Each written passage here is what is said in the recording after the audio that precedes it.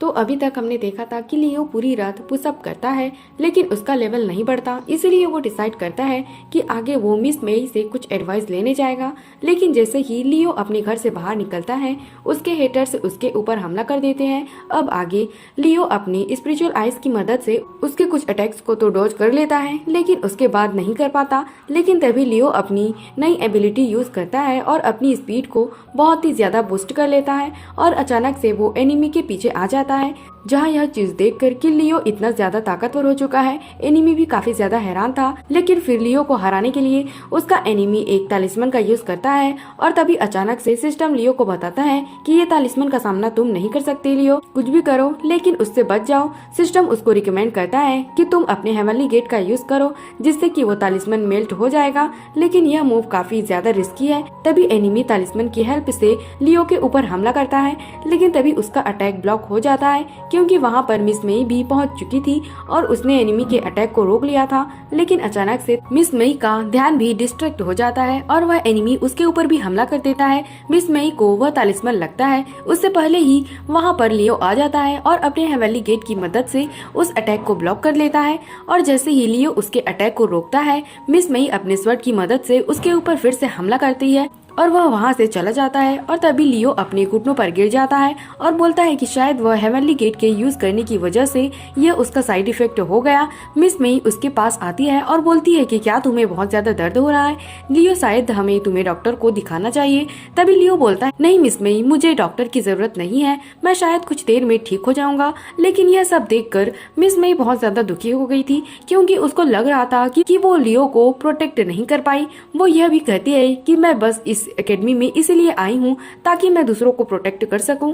Miss मई को लियो के ऊपर यह भी भरोसा होता है कि वह एक दिन बहुत ही बड़ा काम करेगा, लेकिन तब तक के लिए मिस मई उसको प्रोटेक्ट करना चाहती है।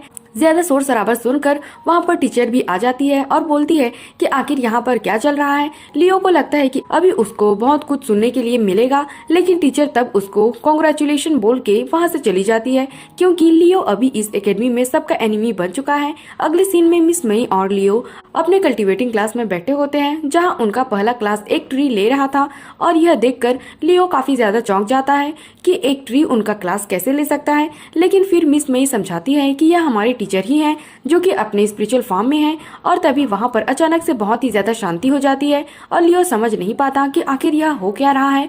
लियो अपनी स्पिरिचुअल आइज की मदद से देखता है कि सब लोग मेडिटेट कर रहे हैं और उनके पास बहुत ज्यादा ऑरा इकट्ठा हो रहा है। वो सोचता है कि अगले क्लास से वो भी करेगा और फिलहाल अभी उसका ध्यान कहीं और ही है। और अगले क्लास में उनके टीचर के रूप में एक स्वर्ड आया होता है जो कि अपना ऑरा रिलीज करता है। बाकी सब फिर से मेडिटेट करने लगते हैं, लेकिन लियो इस बार भी मेडिटेट नहीं कर पाता और उसको बहुत ही ज्यादा टेंशन हो रही थी कि आखिरकार वो क्यों नहीं कर पा रहा। और वो सोचता है अगले क्लास में तो यह चीज जरूर करेगा। लेकिन लियो की किस्मत भी खराब थी क्योंकि अगले क्लास में उसकी टीचर आके उसको क्लास का रिप्रेजेंटेटिव बना देती है और फिर उसकी टीचर सबको एक एक फोन देती है और बोलती है कि यह क्लास खत्म होने तक सब इस फोन से मजे करो। वहाँ पर सारे लोग उस फोन की मदद से बहुत सारी चीजें करने लगते हैं, लेकिन लियो बहुत ही ज्यादा कंफ्यूज था और पूछता है कि आखिर हम यह सब क्यों कर रहे हैं। और तब टीचर रिवील करती है कि यह तुम्हारा गेम पीरियड है जिस वजह से तुम्हें ज्यादा कंप्लेन करने की जरूरत नहीं है। और लियो यह सुनकर रोने लगता है क्योंकि उसको सच में कुछ सीखना था और हमारा बेचारा लियो रोते रोते ही सो जाता है।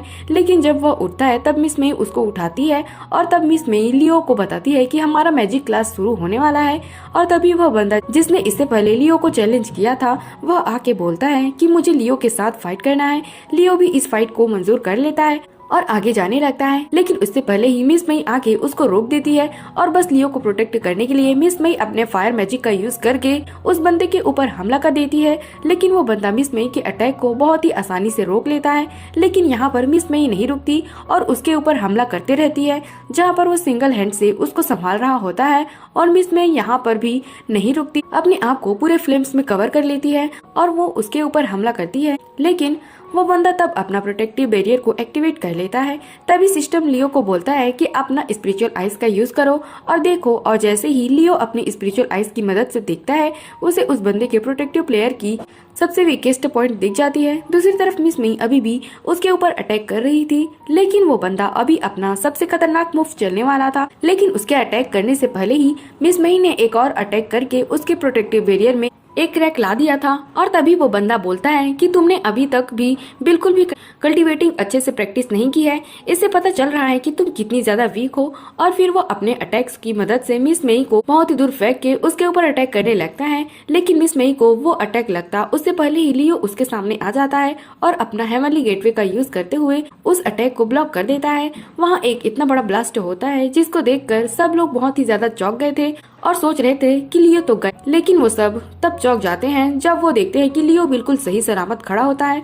और तब लियो अपनी स्पिरिचुअल आइस का यूज करते हुए एक बहुत ही बड़ा ब्लास्ट करके ऊपर फेंकता है। लेकिन वो बंदा बहुत ही इजीली उस अटैक को डॉज कर देता है और अपने चेन्स की मदद से लियो को पकड़ लेता है। लियो को पकड़ने के बाद उस चेन की मदद से उसके ऊपर एक बहुत ही ज्यादा खतरनाक हमला किया जाता है और लियो बहुत ही मुश्किल से उस अटैक को सहता है और उसके बाद मैनेज कर लेता है कि उस अटैक को वो काउंटर कर ले। और तब वो बंदा भी नोटिस करता है कि उसके प्रोटेक्टिव पेरियन में एक बहुत ही बड़ा होल हो चुका है, जिस वजह से उसके अटैक्स बहुत ही ज्यादा नाकामयाब हो रहे थे। दूसरी तरफ अभी लियो बिल्कुल रिकवर हो चुका है और अटैक करने के लिए बिल्कुल रेडी था। और लियो की यह पावर देखकर वहाँ पर बैठे सारे लोग बहुत ही ज्यादा हैरान थे, क्योंकि यह सिर्फ एक दिन में ही लियो ने इतना प्रोग्रेस कर लिया है।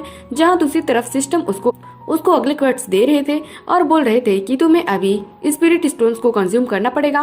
दूसरी साइड वो बंदा भी अपने हार को एडमिट करता है और बोलता है कि मैं तुमसे बहुत ज्यादा इम्प्रेस हुआ हूँ, तुम बिल्कुल क्लास 1 के लायक हो।